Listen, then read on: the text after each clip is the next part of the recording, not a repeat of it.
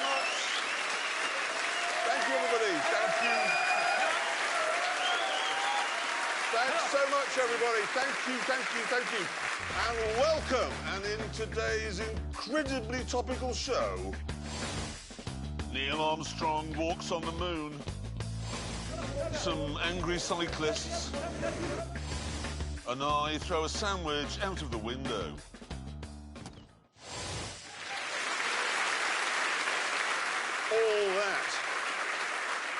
All that is to come. But first, Aston Martin has just launched a new car. And here's Richard Hammond to tell us all about it.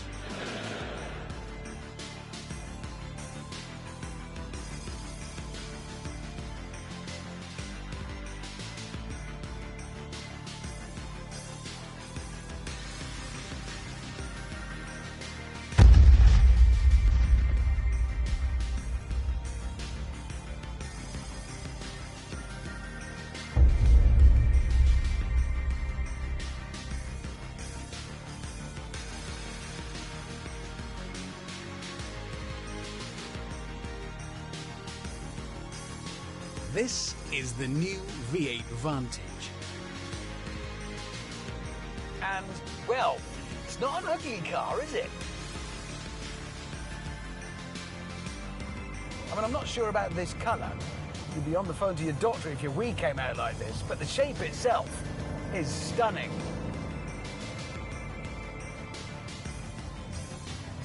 This is one of those superstar cars that leave a wake of dropped jaws and phone camera flashes.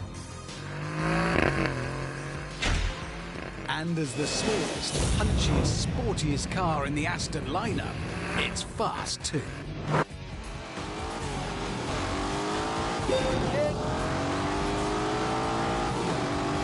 Zero to 60 takes 3.5 seconds.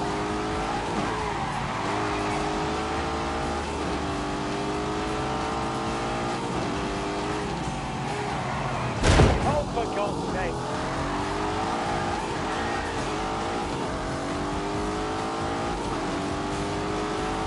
You're not going to be embarrassed by 911 per air.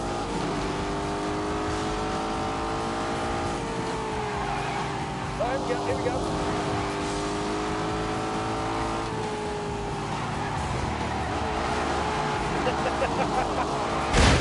Oh.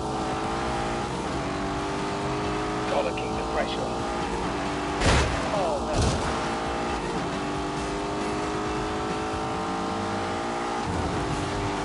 Oh. Come on, come on, come on.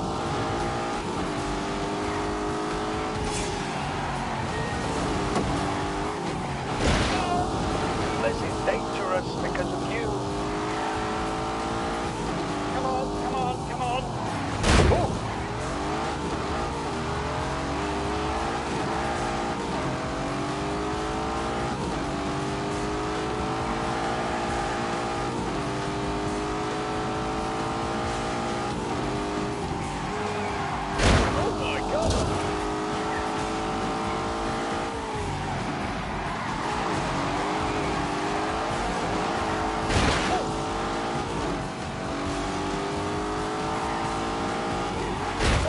Schnitzel.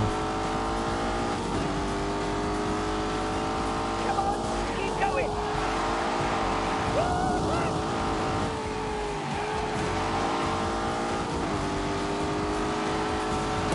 Oh, I feel dirty.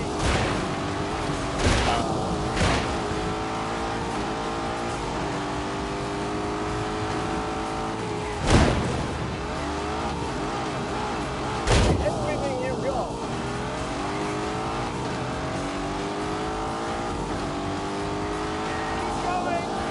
Lelulululule gone Brayton.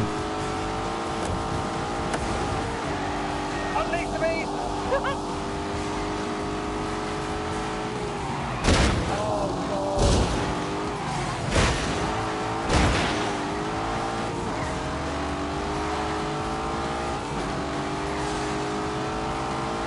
Oh, for God's sake.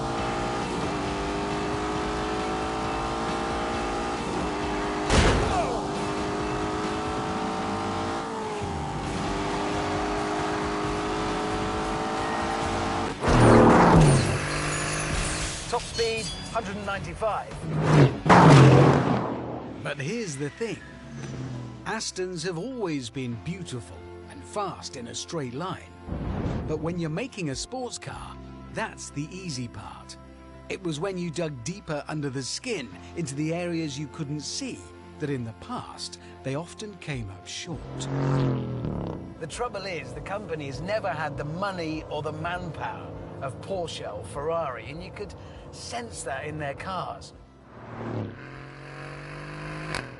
They just didn't feel as well made or well engineered as some rivals. That means they sold mainly to people listening to their hearts. Was I new and car not aha. their Greetings heads. to Stefan Because your Donfi heart Gussist says, me I Stefan. want an Aston. Even when your head says that door doesn't fit properly. But this is 2018. Good looks and speed aren't enough if bits are coming off in your hand. This car can't be nice to drive for an Aston. Emoji It can't happy be well tears. made for an Aston. It's got to be good, full stop. Yeah, in an AMG, this engine doesn't make this noise. In a Merc, it's all power bass. Whereas Aston Martin have added some British gravel to the mix.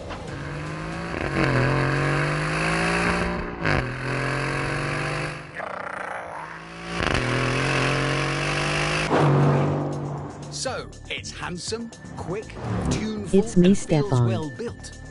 But now we come to the acid test. How the new Vantage handles corners. So let's see what's what.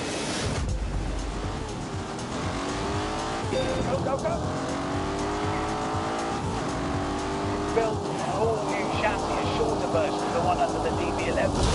And it's the first Aston Martin to be fitted with an electronic dip.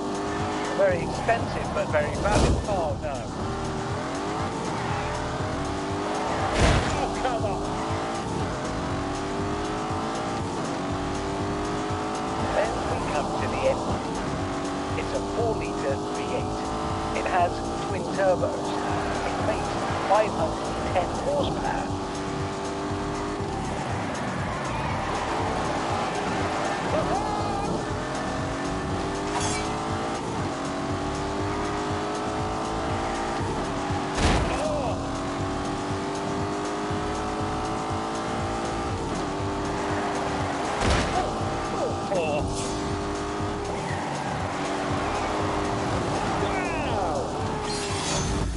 Yeah, it works.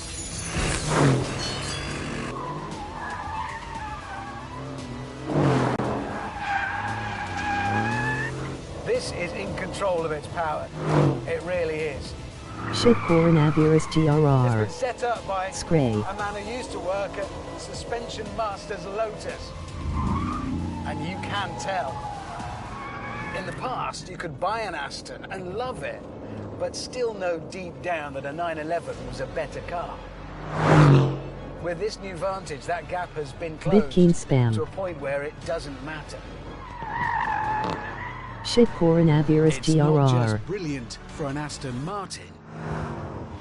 It's brilliant, full stop.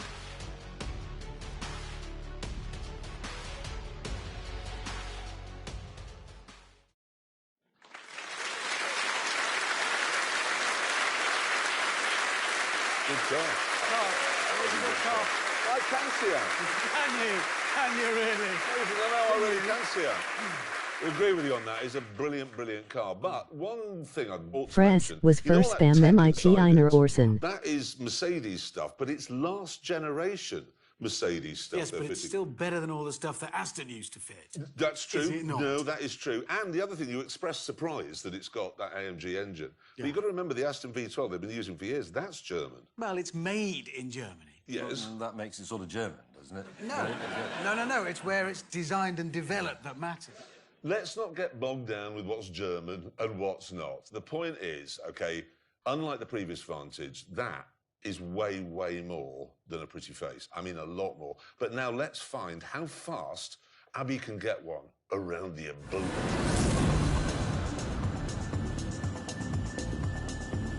Emoji happy tears. Emoji confounded face.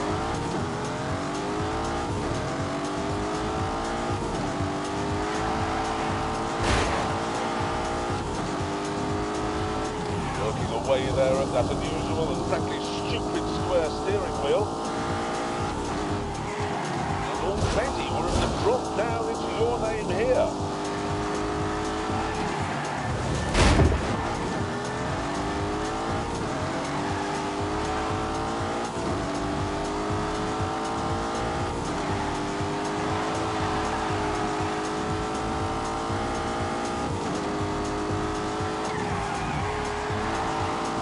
Coming in wide for old lady's house, keeping it neat round there, and now the short squirt down to substation.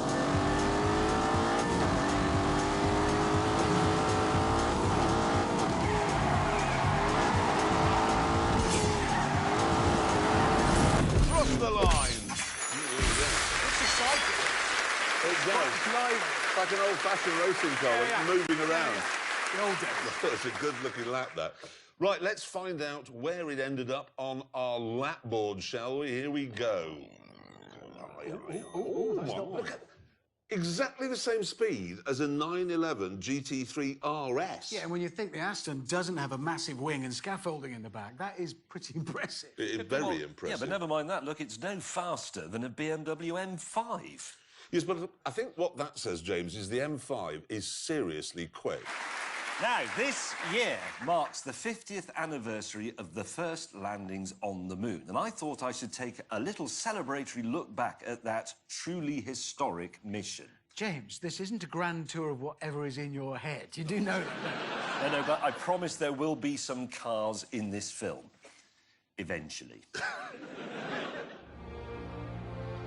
I believe that this nation should commit itself to achieving the goal before this decade is out of landing a man on the moon and returning him safely to the earth. When President Kennedy made that speech to Congress in 1961, he gave the scientists at NASA a planet-sized headache. Nevertheless, the brains at NASA knuckled down and throughout the 1960s set about developing and testing the rockets and the technology that would be needed to crack this monumental nut. However, machinery on its own was not enough. Equally important to the success of the space program were the astronauts. Now, these men were generally of a type. They were fighter jocks and test pilots, and they were very familiar with moving around at very high speed. So, and I did promise we'd get some cars into this, when it came to moving around on the face of the Earth, there was one car they favoured above all others.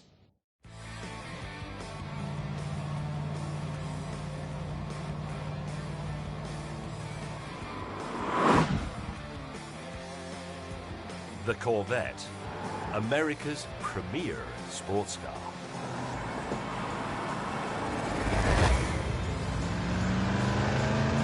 Go. Yes, John Glenn, holder of supersonic flight records and the first American to orbit the Earth, drove this.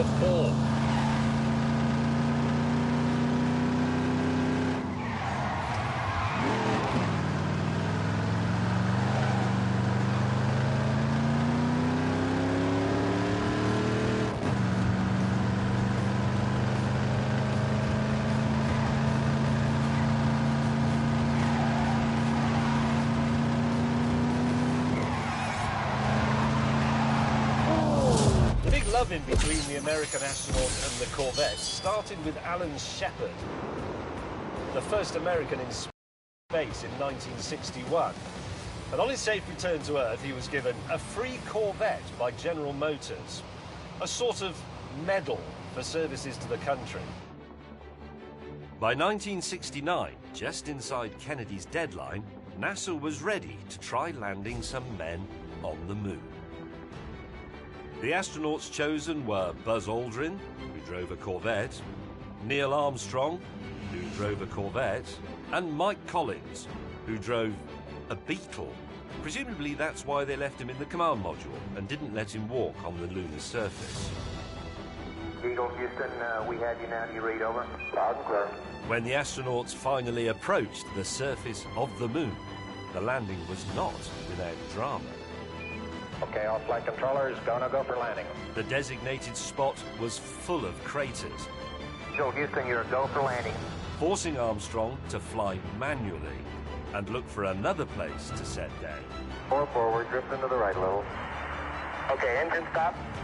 Out control, both autos, engine command override off. We copy you down, Eagle.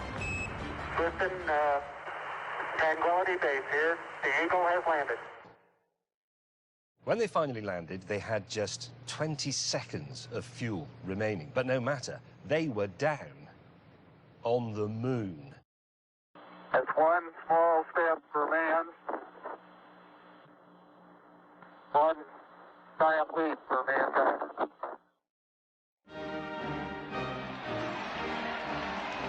Back on Earth, a hero's welcome awaited. And once he got home, Armstrong, like so many astronauts, would swap the seat in his spacecraft for a seat in a Corvette.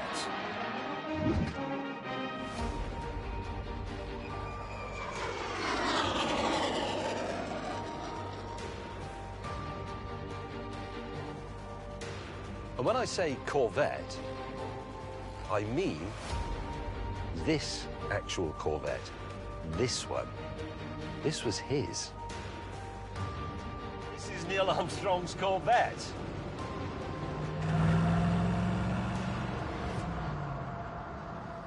Oh. His hands were here. He looked at the instruments like that. He touched that. Neil Armstrong, the first person to set foot somewhere other than the Earth. Away!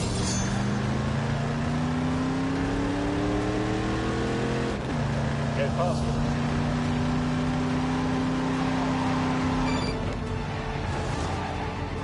Go. The first person to set foot somewhere other than the Earth. Go!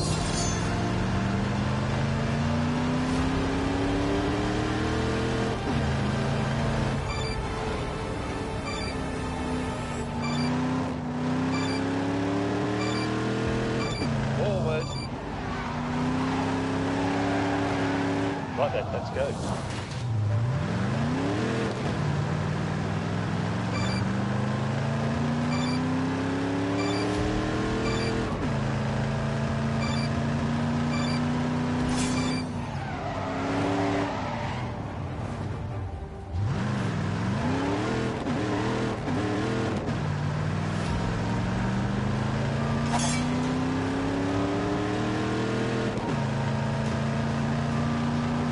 Full throttle. The owner of this car, when he realised what it was he'd found, decided not to restore it. He would leave it exactly as it was. He would just do enough to make it run. So he hasn't done the paint, he hasn't replaced bits in here. This is all exactly as he found it. There's patina on the bonnet there. There's a scuffed bit on the door. It's real. Hello, rev counter. Neil Armstrong's looked at you, hasn't he? Oh, I think a Huey is coming. There's Mr. Huey, there's the evocative wump. Those are the two sounds of the 60s, aren't they? That wump and the sound of Neil Armstrong speaking from the moon. Neil Armstrong's Chevrolet Corvette. Love it. Love it.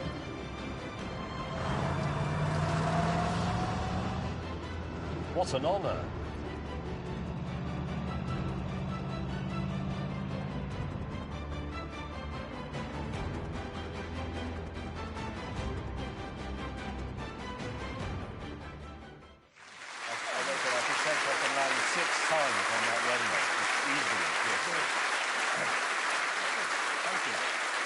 hold on.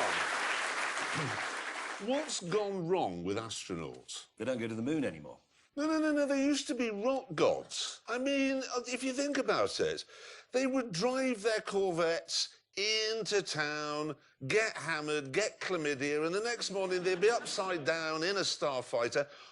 Anyway, that's enough about space now. I want to move it on because I came into the office the other day and told these two that the Citroën C3 Aircross that I'd been driving was very good, and they said it wasn't. Because it isn't. Yes, it is, and I decided to prove that it is by doing one of those very thorough tests where we cover all the things that matter in a car of this type. Oh, wait a minute. Is this going to be one of those stupid films where you do ridiculous tests to discover if a car can, I don't know, drive faster than itself? No. This is the car in question. It's a 5-seater, front-wheel drive hatchback. Prices start at £14,720 and it looks rather funky, with those splashes of orange paint here and there.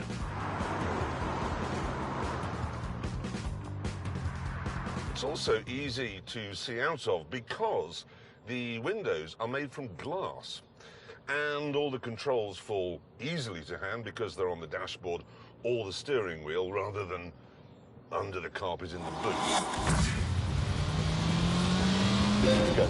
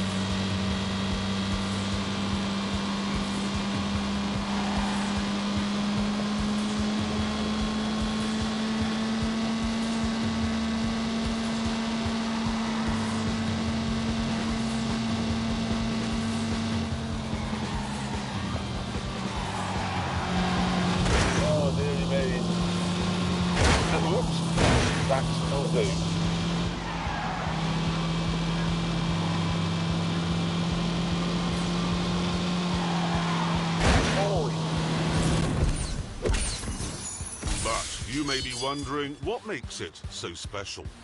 Well, to find out, I've decided to break the test down into segments so that all the important questions can be answered.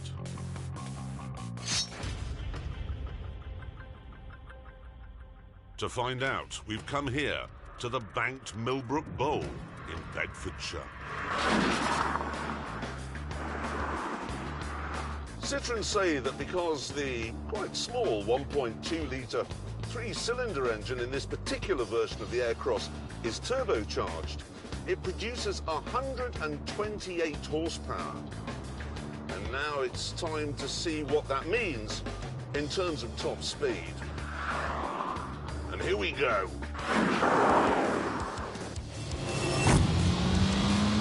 Go.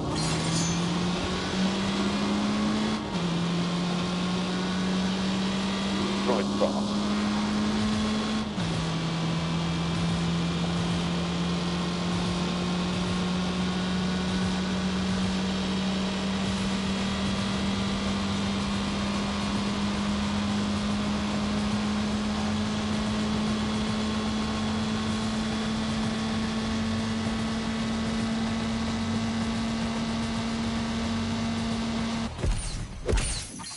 But can it do better?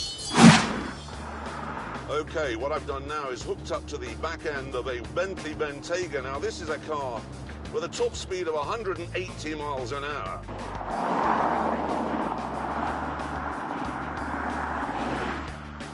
What it's doing is it's punching a hole in the air for me, and I'm driving along in a vacuum. So that should mean I go faster. Let's find out.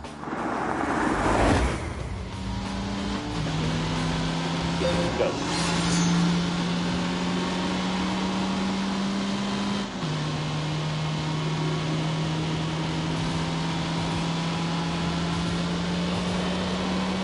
Come on, come on.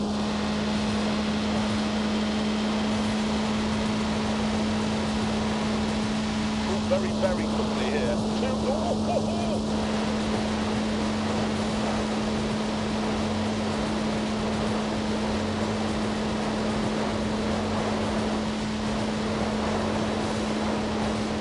Controlled it.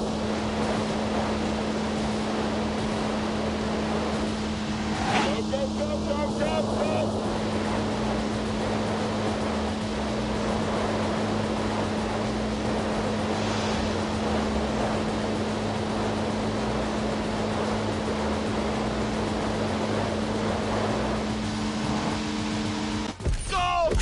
It's like being in Bluebird. My only worry is that I just saw a single magpie, and it is Friday the 13th as I do this. So now I'm going to ease out of this dangerous situation.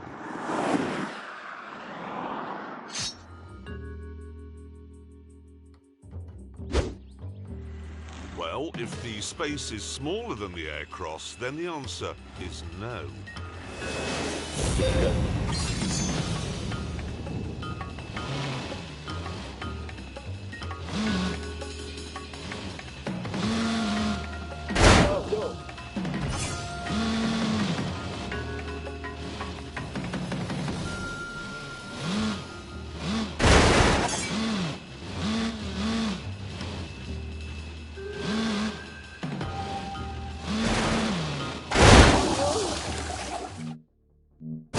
Space is smaller than the aircross, then the answer is no.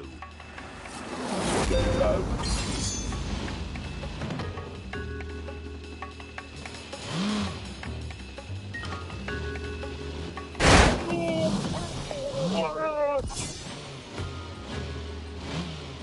And with that sorted out, it's time for one of the most important tests. A little.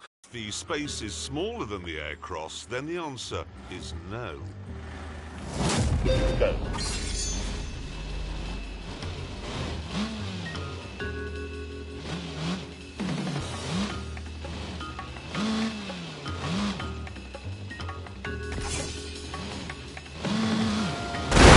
God.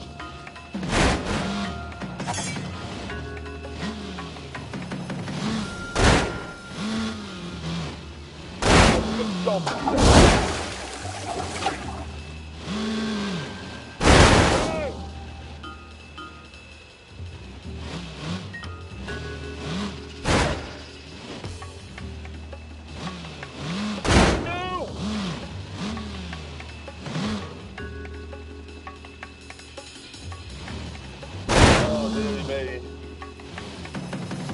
And with that sorted out, it's time for one of the most important tests.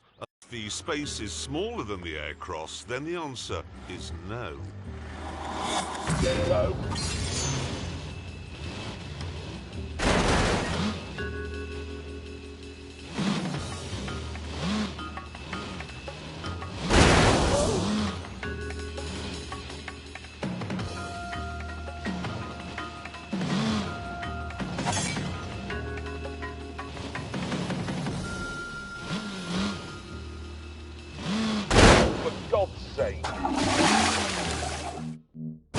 Space is smaller than the aircross, then the answer is no. Go. That's all do.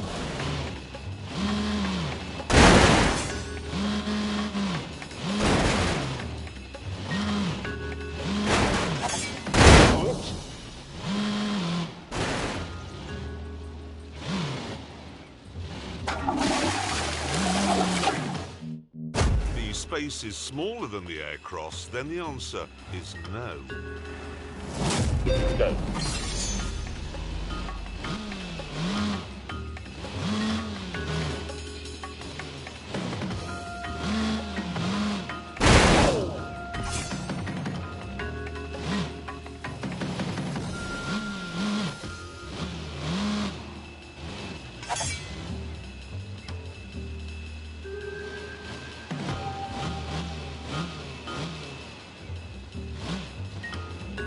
With that sorted out, it's time for one of the most important tests a little car can face.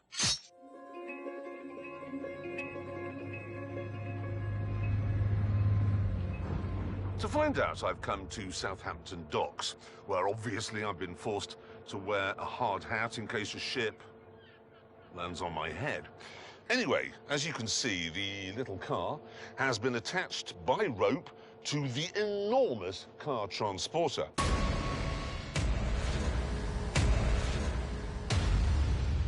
Which I've just noticed has a face. It's Booty McBoatface. The challenge I'd come up with was to see if the 1-ton C3 could pull the 13,000-ton ship a distance of 25 metres. Right, now I should explain that my colleagues, May and Hammond, think this is a stupid test. They say the aircraft only develops 151 torques and that isn't enough to pull a medium-sized child. I, however, disagree. Let's do this! Go.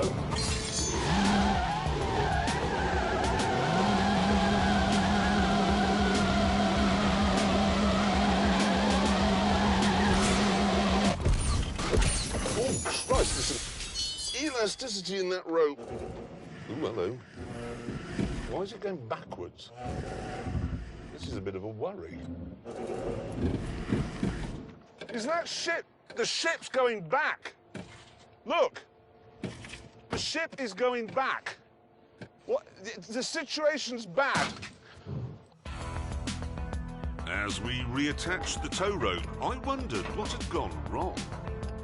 Why did he put his engines in reverse as a sort of amusing joke? I mean, he is Greek, the captain. We're not German.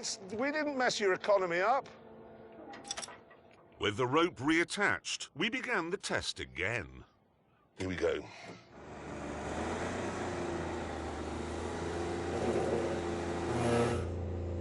That's just clutch spin. That's just clutch. That's clutch. Traction control off. It's the only solution.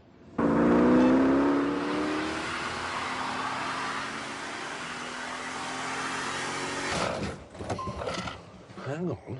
I think that ship is moving. I think we're getting further and further with each pull.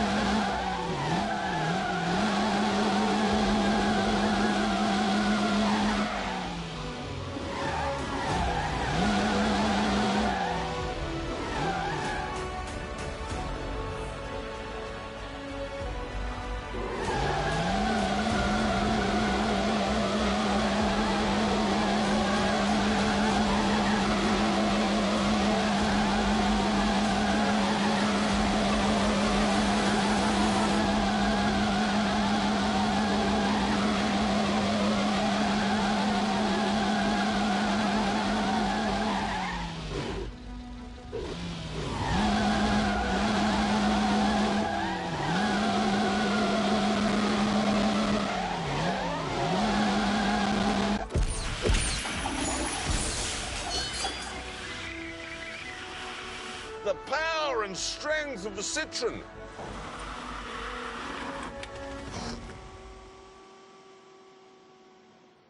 That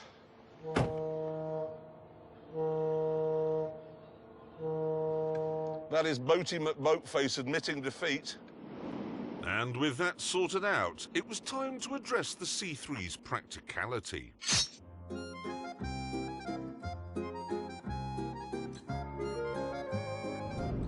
To answer this, we've come to France, where an armed robbery is in progress.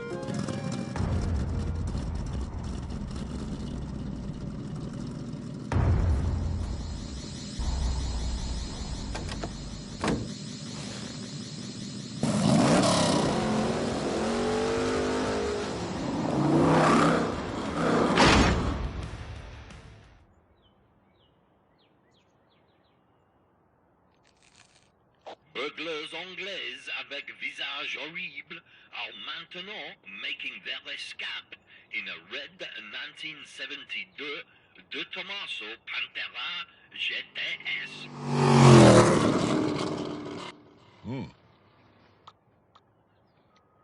Ouais, j'ai à vous, 5 par 5. Oui. Au-dessous est sautier. Right.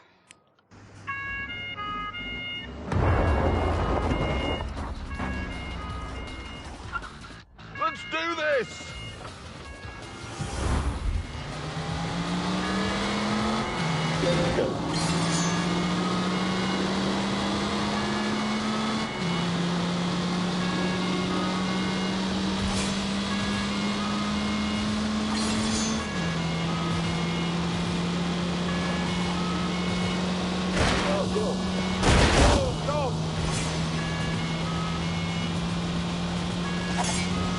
Here we go, speed up again now.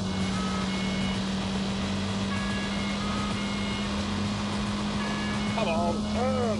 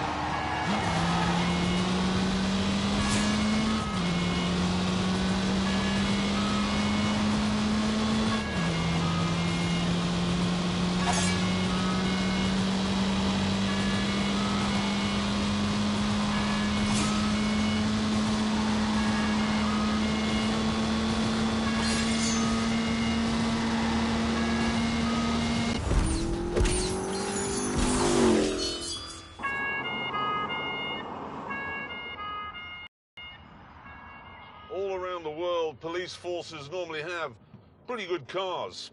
The Americans have Crown Vics, Germans have BMs, Italians have Alphas. But France has always been a bit of a burgling free-for-all because you knew that you were only ever going to be chased by Inspector Clouseau in a diesel Renault Megane. Well, not today, because I'm in an aircross and I've got a moustache. To make my life a bit tricky, the robber's Pantera wasn't standard. It had an all-aluminium 7-litre V8 producing 550 horsepower, 4 times more than I had.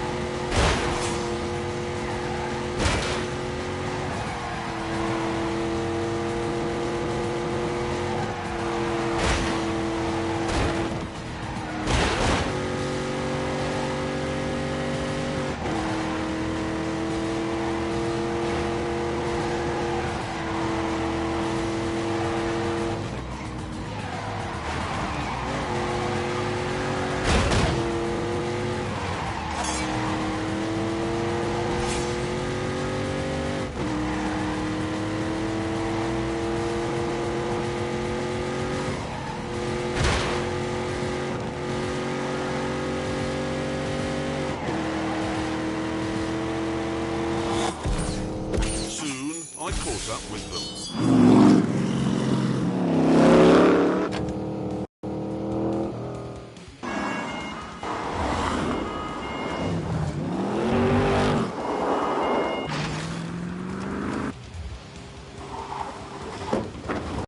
Oh, heavens! Oh, damn it! It was beginning to seem that despite my best efforts, I wouldn't be able to catch the Pantera. But then, when all seemed lost, the Citroën played its trump card and didn't break down, whereas the Pantera reverted to type and did.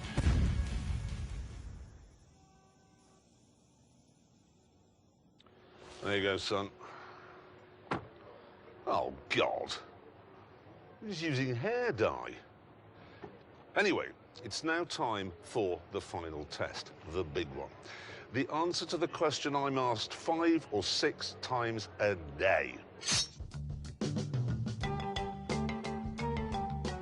Italy is a difficult country to invade because it's surrounded on 3 sides by sea and on the 4th by mountains. These mountains, the Alps. But back in 218 BC, a Tunisian general called Hannibal did cross those mountains using elephants to carry his gear. And what I want to know is, could he have used an aircross instead? I mean, obviously, the aircross wasn't invented 200 years before the baby Jesus, but if it had been, could he have used it?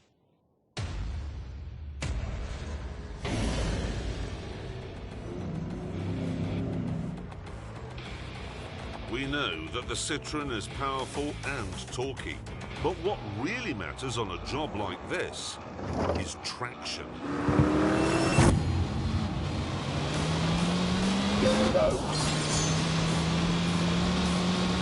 And that's where this knob down here comes in.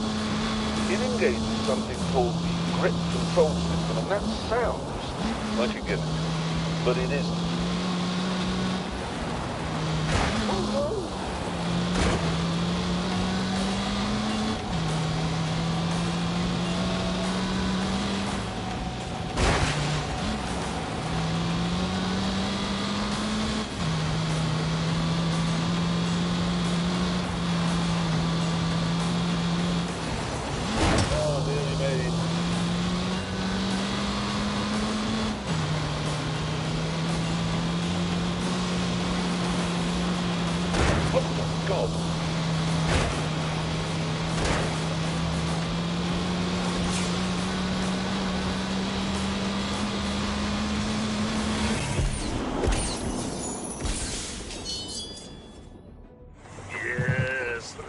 Citroën, clawing away. No elephant could do this. I am zooming up here.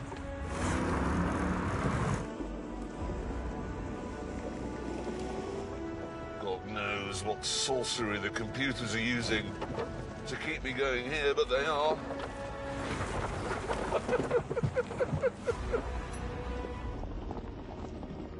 With the sat-nav telling me Italy was just 2 miles away, I found another path. I'm past 2,000 meters here. Christ, if I go over the edge now.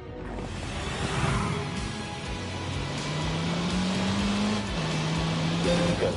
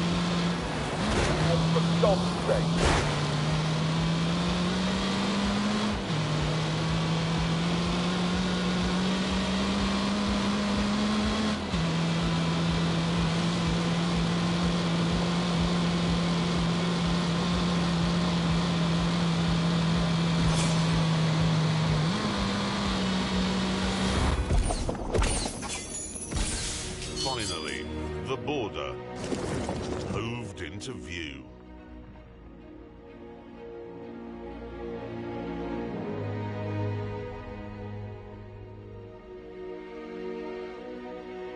Come on, little aircraft!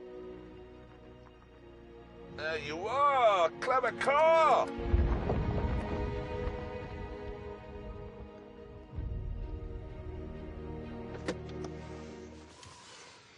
So there we are, faster than itself at the test track, strong enough to pull a ship, big enough for the entire Jolly family and a horse, and better at invading Italy than an elephant.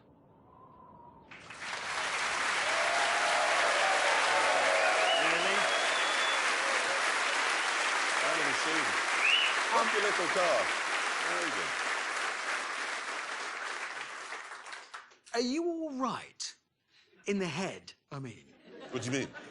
We learned nothing. You did. You learned it could get to the top of that mountain even though it doesn't have four-wheel drive. Yeah, but what about things that matter to people who buy that sort of car? What about, you know, boot, interior, space? I did boot. Safety, OK, safety, insurance group, all that... It's a bit boring. I mean, OK, let's... isn't that Citroën basically, tell me if I'm right, the same car as the Vauxhall Crossland? It is. Yes, it is. Good point. So, for instance, would you buy one of those instead? Good. Well, you can't have the Vauxhall with the grip control system, so it's no good as an elephant. No, the elephant test isn't actually relevant. Is there not something... OK, the Vauxhall, is it...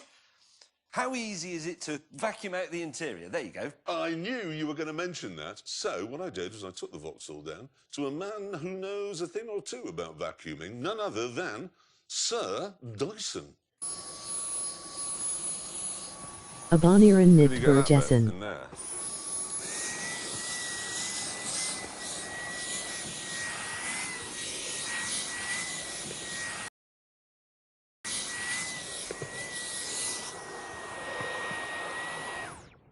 Any good? Brilliant. Is it? Very easy. Brilliant. Sir James Dyson doing a test, an important test for us there. Actually was James Dyson. Just a minute. What? Sir James Dyson is developing a new solid-state battery. Yes. He is working on the future of global personal transport. Yeah. And you've wasted his whole afternoon vacuuming out the interior of a Vauxhall. Yes. You have literally speeded up the end of the world. Yes. Yes, I have, and on that terrible disappointment, it's time to end. Thank you so much for watching. See you next time. Goodbye.